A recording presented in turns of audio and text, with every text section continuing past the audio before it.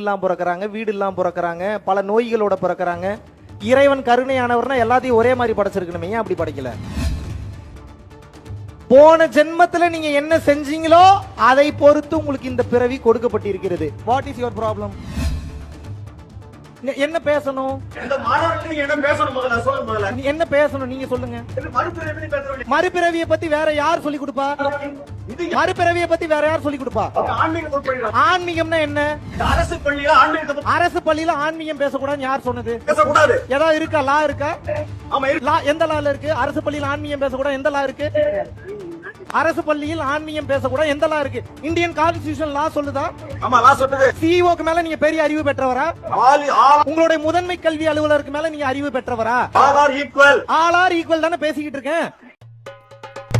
Karim's biryani paradise at liberty and catering services, கோடம்பாக்கத்தின் அறுசுவை அடையாளம்.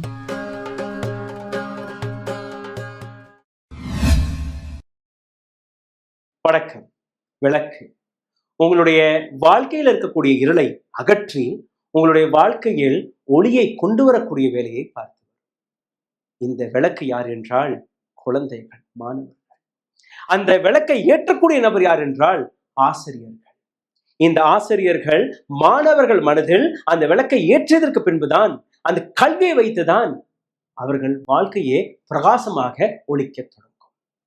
அதே நேரத்தில் இன்னும் ஒரு சில நபர்கள் தன்னை மகான் என்று, தன்னை ஞானி என்று எந்த அளவில் எடுத்துக்காட்டி வருகிறார்களோ, அவர்கள் அதே இடத்தில் அந்த மாணவர்கள் அவர்கள் மனதில் எரியக்கூடிய அந்த விளக்கை அமர்த்திவிட்டு அவர்களை இருட்டு அறையில் தள்ளக்கூடிய வேலையை பார்த்து வருகிறார்கள். நான் 2 படங்களை உங்களுக்கு எடுத்து காட்டுகிறேன். ஒரு பக்கம் ஆசிரியர், இன்னொரு பக்கம் மகான் என்று கூறக்கூடிய இந்த போலி ஆசாமி. இவர் எடுத்து வைக்கக்கூடிய வாதம் என்ன?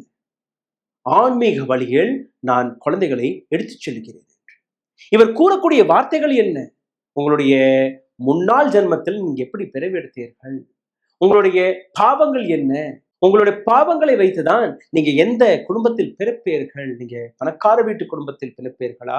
நீங்க ஏழை குடும்பத்தில் பிறப்பீர்களா? உங்களுடைய கஷ்டங்கள், உங்களுடைய குடும்பத்தினர்களுடைய கஷ்டங்கள், உங்களுடைய பெற்றோர்களுடைய கஷ்டங்கள் அனைத்திற்குமே காரணம் நீங்கள் தான் என்று கூறுகிறார்.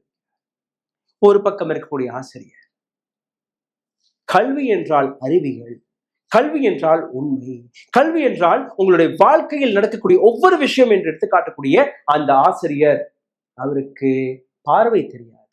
தன்னுடைய வாழ்க்கையில் இந்த அளவில் இருள் இருந்தால் கூட, இருட்டு இருந்தால் கூட, அவருடைய கல்வி ஒளியை வைத்து ஒட்டுமொத்த உலகத்தை அவர் பிரகாசமாக பார்த்திருக்கிறார். அவர் இந்த மாணவர்களை பிரகாசமாக ஒளிக்க வைத்திருக்கிறார். அந்த வார்த்தையை கேட்ட உடனேயே உடனடியாக கொந்தளித்து, எப்படி நீங்க அறிவியலுக்கு எதிராக இருக்கக்கூடிய விஷயங்களை பேசுகிறீர்கள்? இந்த இடத்தில் அவர் ஆன்மீகத்தை எதிர்க்கவில்லை, அந்த ஆசாமியை எதிர்த்து பேசினார். அந்த இடத்தில் நடந்த அந்த ஆர்குமெண்டை ஒரு நொடியில் எடுத்து காட்டுகிறேன். இதற்கு பின்பு இந்த வீடியோவை தொடங்கலாம், பாருங்கள். What is your problem? என்ன பேசணும்? ஒரு நிமிஷம். let me deal this. I am not angry. I am asking very clearly. See, I am very stable and asking. இந்த மாணவர்களுக்கு என்ன பேசணும் முதல்ல சொல்லுங்க முதல்ல. என்ன பேசணும் நீங்க சொல்லுங்க. மறுபிறவி பேசுறோம். மறுபிறவியை பத்தி வேற யார் சொல்லி கொடுப்பா? மறுபிறவியை பத்தி வேற யார் சொல்லி கொடுப்பா? ஆன்மீகம் உட்படுகிறது. ஆன்மீகம்னா என்ன? ஆன்மீகம்னா என்ன? ஒரு நிமிஷம் மேடம். ஆன்மீகம் என்றால் என்ன? அரசு பள்ளியில ஆன்மீகம். அரசு பள்ளியில ஆன்மீகம் பேசக்கூடாதுன்னு யார் சொன்னது? பேசக்கூடாது. ஏதாவது இருக்கா? லா இருக்கா? ஆமா இருக்கு. லா எந்த லால இருக்கு? அரசு பள்ளியில் ஆன்மீகம் பேசக்கூடாது எந்த லா இருக்கு? அரசு பள்ளியில் ஆன்மீகம் பேசக்கூடாது எந்த லா இருக்கு? இந்தியன் கான்ஸ்டிடியூஷன் லா சொல்லுதா? ஆமா லா சொல்லுது. சிஇஓக்கு மேல நீங்க பெரிய அறிவு பெற்றவரா? உங்களுடைய முதன்மை கல்வி அலுவலருக்கு மேல நீங்க அறிவு பெற்றவரா? All are equal. All are equal தானே பேசிக்கிட்டு இருக்கேன். What is your problem on that? If you have a problem, you should discuss with me very clearly in a manner way. There is a manners how to ask. There is a reason how to ask. பாவ புண்ணியத்தை பற்றி ஒருவனுக்கு போதிக்காமல் ஒருவனுக்கு வாழ்வியலை எப்படி போதிக்க முடியும்? பாவ புண்ணியத்தை தெரிஞ்சுக்கலன்னா ஏகப்பட்ட பாவத்தை பண்ணுவான். எப்படி கத்துப்பான் வாழ்க்கையை பத்தி? நீங்க சொல்லி கொடுத்தீங்களா பாவ புண்ணியத்தை பத்தி? தமிழ் ஆசிரியர் சங்கர் பார்வையற்றவர். ஆனால் அவருடைய கல்வி அறிவு, அவருடைய அறிவியல் இயக்கம் எந்த அளவில் இருக்கிறது என்று நீங்க பாருங்கள். ஒரு தவறு நடக்கும் போது பார்வையுள்ள அனைத்து நபர்களுமே தட்டி கேட்காத ஒரு விஷயத்தை அவர் அங்க தட்டி கேட்டார். அங்க இருக்கக்கூடிய HM, பிரின்சிபல், மாணவர்கள், அங்க இருக்கக்கூடிய பெற்றோர்கள், எத்தனையோ விவிஐபிக்கள் அந்த இடத்தில் வேடிக்கை மட்டும் பார்த்து கொண்டிருந்தார்கள். பல நபர்களுக்கு அது தவறு என்று தெரிந்தால் கூட யாராலுமே அந்த தவறை தட்டி கேட்க முடியவில்லை. ஆனால் தமிழ் ஆசிரியரான சங்கர் அவர்கள் தைரியமாக இந்த ஆசாமியை தட்டி கேட்கக்கூடிய வேலையை பார்த்தார். இந்த நபருடன் எந்த அளவில் ஆர்குமெண்ட் செய்து வந்தார் என்று நீங்க பார்க்க முடியும். ஆனால் இந்த ஆசாமி பேசிய வார்த்தை என்ன? தன்னுடைய பெயர் விஷ்ணு, மகான் விஷ்ணு என்று எடுத்து காட்டக்கூடிய இந்த நபர், இவருடைய ஸ்பிரிச்சுவல் ஒரு ஆர்கனைசேஷனும் இருக்கிறது. இந்த பள்ளிக்கூடத்திற்கு 1 லட்சம் ரூபாய் டொனேஷனை கொடுத்திருக்கிறார். இது போன்றுதான் பல்வேறு இடங்களில் பணத்தை கொடுத்து தனக்கான அட்வர்டைஸ்மெண்ட்டை தேடி கொடுக்கக்கூடிய இந்த நபரை பற்றி இன்னைக்கு நாம் பார்க்க போகிறோம். இது போன்ற எத்தனையோ போலி சாமியார்களை நாம் பார்த்தோம். இந்த நபர் செய்த ஆர்குமெண்ட் என்ன? நான் ஸ்பிரிச்சுவலிசத்தை பற்றி, ஆன்மீகத்தை பற்றி பேசவில்லை என்றால் வேற யார் பேசுவார்? கணவர் எடுத்து காட்டுவாரா? நீங்க என்ன சொல்லிக் கொடுத்தீர்கள் இந்த குழந்தைகளுக்கு? ஒரு ஆசிரியை பார்த்து இந்த நபர் பேசுறாரா? மோட்டிவேஷனல் ஸ்பீக்கரா? அந்த ஈகோ என்ற ஒரு வார்த்தையை பேசினார். ஆசிரியருக்கு ஈகோ இருப்பதாக கூறினார். இந்த வீடியோவை நீங்க நிச்சயமாக பார்த்திருப்பீர்கள். ஈகோ, யாருடைய ஈகோ ஹிட் ஆனது? நிச்சயமாக இந்த நபருடைய ஈகோ. எப்படி ஒரு ஆசிரியரிடம் பேசலாம், எப்படி அந்த ஆசிரியரிடம் நீங்க நடந்து கொள்ளலாம் என்று கூட தெரியாத ஒரு நபர் தன்னை மகான் என்று அழைத்து வருகிறார். ஒரு சில வார்த்தைகள் ஆங்கிலத்தில், ஒரு சில வார்த்தைகள் தமிழில், ஒரு சில ஸ்லோகாக்களை உங்களுக்கு தெரிந்தால் நீங்க மகானாகி விடுவீர்களா? நீ என்ன சிஇஓவா, நீ என்ன பிரின்சிபலா என்று கேட்ட இந்த நபருக்கு நீங்க நிச்சயமாக பதில் கொடுக்க வேண்டும். இந்த ஒட்டுமொத்த விவகாரம் எங்க நடந்தது என்று நீங்க பார்த்தீர்கள்னா, ஸ்பிரிச்சுவல் ஸ்பீக்கர் காஸ்டிசத்தை பற்றி பேசியிருக்கிறார், புனர் ஜென்மத்தை பற்றி பேசியிருக்கிறார், பாவங்களை பற்றி பேசியிருக்கிறார். அதாவது எந்த அறிவியலுக்கு எதிராக இந்த நபர் பேசியிருக்கிறாரோ அந்த அறிவியலை வைத்து மட்டும்தான் ஒரு பாடத்திட்டம், ஒரு பள்ளிக்கூடம், ஒரு குருகுலம், இதோடைய அடித்தளம், அந்த பேஸ்மெண்டே ஆதாரங்கள் தான், அந்த அறிவியல் தான். அதை வைத்து நடத்தக்கூடிய ஒரு பள்ளிக்கூடத்தில் எந்த அளவில் அத்துமீறல் நடந்திருக்கிறது. நானும் ஒரு ஹிந்து தான், கடவுளை நம்பக்கூடிய நபர், நாஸ்திகன் கிடையாது. ஒவ்வொரு நாளும் நான் கடவுளை வணங்கக்கூடிய நபர். எனக்கு என்னுடைய ஹிந்துசத்தை பற்றி. ஆனால் இது போன்ற தவறான விஷயங்களை என்னுடைய குழந்தைக்கு நான் எடுத்து காட்ட மாட்டேன். உன்னுடைய புனர்ஜன்மத்தில் செய்த பாவங்களால் தான் இன்னைக்கு நீ இந்த இடத்தில் பிறந்திருக்கிறது, இவ்வளவு கஷ்டம் உனக்கு நடந்திருக்கிறது என்று நான் என்னைக்குமே கூற மாட்டேன். சயின்டிபிக் எவிடன்ஸ், அறிவியல் வழியாக நாம் எந்த கல்வியை கற்று வருகிறோமோ அந்த அறிவியலை எதிர்க்கக்கூடிய இது போன்ற ஆசாமிகள், இது போன்ற போலி ஆசாமிகளை நாம் நிச்சயமாக எதிர்க்க வேண்டும், உடைக்க வேண்டும். இந்த இடத்துல நீங்க பார்த்தீர்கள்னா, அசோக் நகரில் இருக்கக்கூடிய கேர்ள்ஸ் ஹை ஸ்கூலில் நடந்த இந்த விவகாரம்.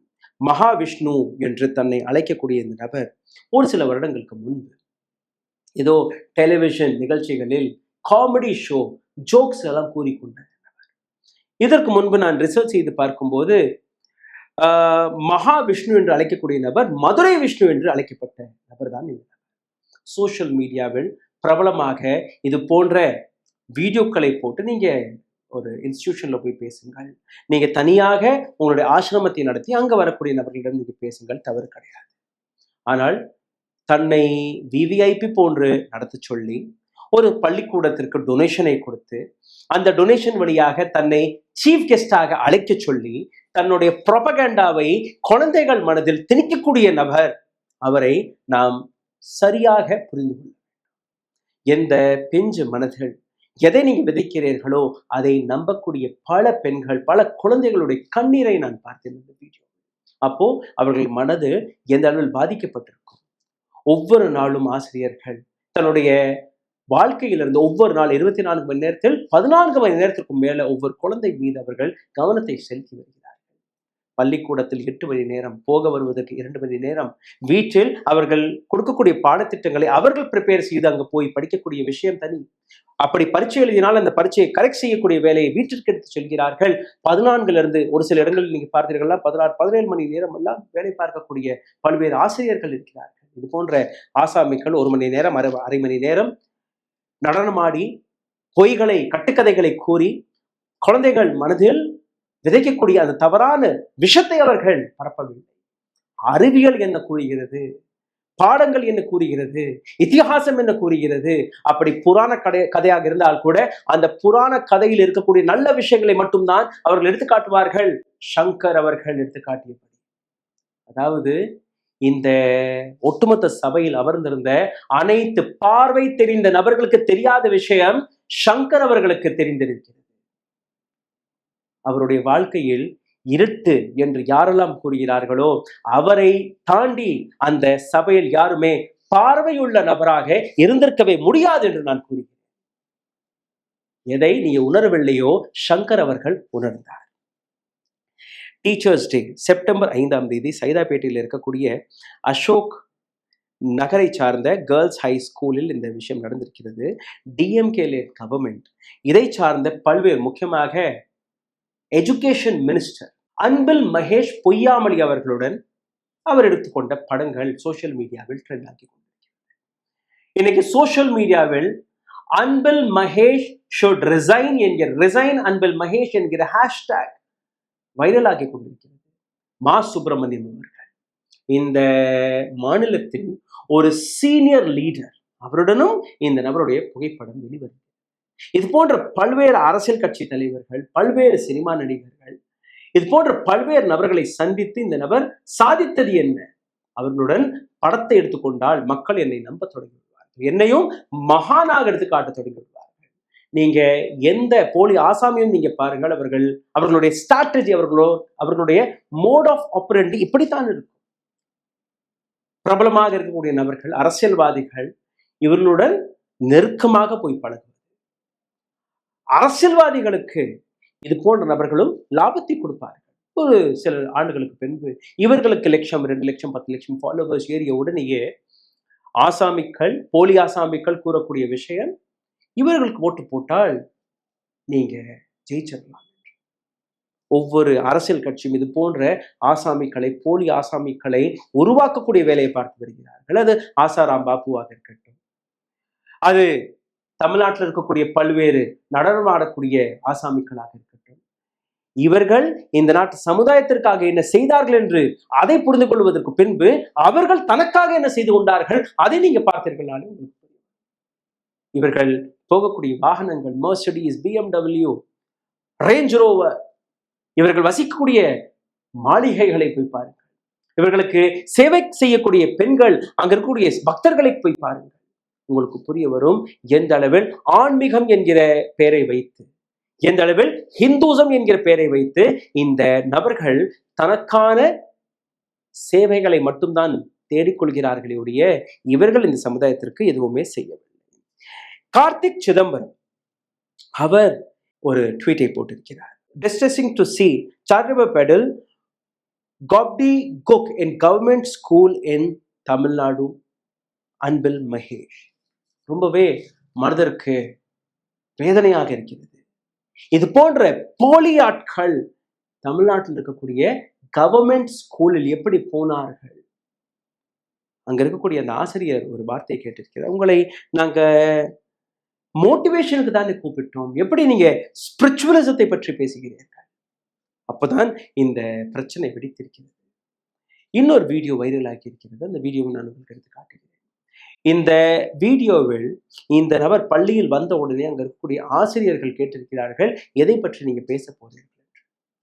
இந்த நபர் வெளிப்படையாக அங்க ஸ்பிரிச்சுவலிசம், அதாவது ஆன்மீகத்தை பற்றி நான் பேச போகிறேன் என்று. சரி, ஆன்மீகத்தை பற்றி பேசுங்கள், நீங்க மதத்தை பற்றி பேசுங்கள். ஆனால் இந்த நாட்டில் எந்த கல்லூரியிலுமே மத அடையாளத்தை வைத்து நீங்க எதையுமே கற்றுக் கொடுக்க கூடாது என்று கூறி வருகிறார்கள். ஆனால் ஒரு சில பள்ளிகள் இன்னைக்கும் இருக்கிறது, ஒரு வழி முறையை எடுத்து காட்டக்கூடிய பள்ளிகள், கிறிஸ்டியன் மிஷனரி பள்ளிகள். அங்க கிறிஸ்டியனிசத்தை பற்றி கொஞ்சம் எடுத்து காட்டுவார்கள். ஹிந்து முறைப்படி இருக்கக்கூடிய ஒரு சில பள்ளிகள் அங்க ஹிந்து மதத்தை பற்றி எடுத்து காட்டுவார்கள். ஆனால் வேற்று மதத்தை பற்றியோ, உங்களுடைய புனர்ஜன்மத்தை பற்றியோ, உங்களுடைய பாவங்களை பற்றியோ அதாவது எந்த விதமான ஆதாரமும் இல்லாத மூட நம்பிக்கையை எப்பவுமே அந்த பள்ளிகள் கூட விதைக்க மாட்டார்கள். இஸ்லாமியர்கள் அவர்களுக்குன்னு பள்ளிகள் இருக்கிறது, மொழியை வைத்து பள்ளிகள் இருக்கிறது. Tamil school, Andhra school, Bengali school, மராட்டிய school, Kerala school, Kannada school, இப்படியெல்லாம் பள்ளிகள் இருக்கிறது. அங்கேயும் நீங்க பார்த்தீர்கள்னா மூட நம்பிக்கையை எதிர்க்கக்கூடிய வேலையை தான் இந்த நாட்டு கல்வி எடுத்துக்காட்டக்கூடிய விஷயம். நாடு மட்டுமல்ல, ஒட்டுமொத்த உலகத்திலே இப்படித்தான். மூட நம்பிக்கை மட்டும் எனக்கு போதும் என்று நீங்க நினைத்தால், நீங்க உங்களுடைய மத அடையாளத்தில் இருக்கக்கூடிய அந்த கோவில், சர்ச், மாஸ்க், இது போன்ற குருதுவாராக்கள் அங்க போய் நீங்க சேவை செய்தாலே போதும், நீங்க கல்வி எல்லாம் கற்றுக்கொள்ள தேவையில்லை. ஆனால் இந்த பள்ளிகளில் நாம் குழந்தைகளை அனுப்புவதே இதற்காக தான். இது மட்டுமல்ல, டிஎம்கே இத்தனை வருடமாக அந்த ஐடியாலஜி எதிர்த்து பேசி வந்தது. அதாவது பிஜேபி தான் இது போன்ற மத அடையாளங்களை திணிக்கக்கூடிய வேலையை பார்க்கிறது. தொடர்ந்து சனாதன தர்மத்தை நாங்கள் எதிர்க்கிறோம் என்று கூறி வந்தார்கள். உதயநிதி ஸ்டாலின் சனாதனத்தை பற்றி பேசிய உடனே ஒட்டுமொத்த இந்தியாவை பற்றி எறிந்தது. அதையும் நீங்க கவனமாக எடுத்துக்கொள்ளுங்கள். ஆனால் இந்த மண்டல் அம்பேத்கருடைய சிலை எந்த அளவில் இருக்கிறதோ, எந்த அளவில் திருவள்ளுவருடைய சிலை இருக்கிறதோ, எந்த அளவில் மகாத்மா காந்தியுடைய சிலை இருக்கிறதோ, அந்த அளவில் இங்க கோவில்களை கூட உங்களால் பார்க்க முடியாது. கோவில்களை விட அதிகமான சிலை இருக்கக்கூடிய, மகான்களுடைய சிலை இருக்கக்கூடிய அந்த ஐடியாலஜியோடைய சிலைகள் இங்க இருக்கிறது. அவர்களுடைய ஐடியாலஜி இந்த மண்ணில் இது போன்ற கேள்விகளை முக்கியமாக பிரதானமாக எழுப்பக்கூடிய நபர்களை உருவாக்கி இருக்கிறது. அதனால்தான் இந்த சங்கர் அவர்களை பற்றி இவ்வளவு பாராட்டி நான் பேசுகிறேன். அவருடைய வாழ்க்கையில் இருட்டிருந்தால் கூட உங்களுடைய குழந்தை வாழ்க்கையில் இருக்கக்கூடாது என்கிற அந்த வேலையை சரியாக பார்த்து வருகிறார்.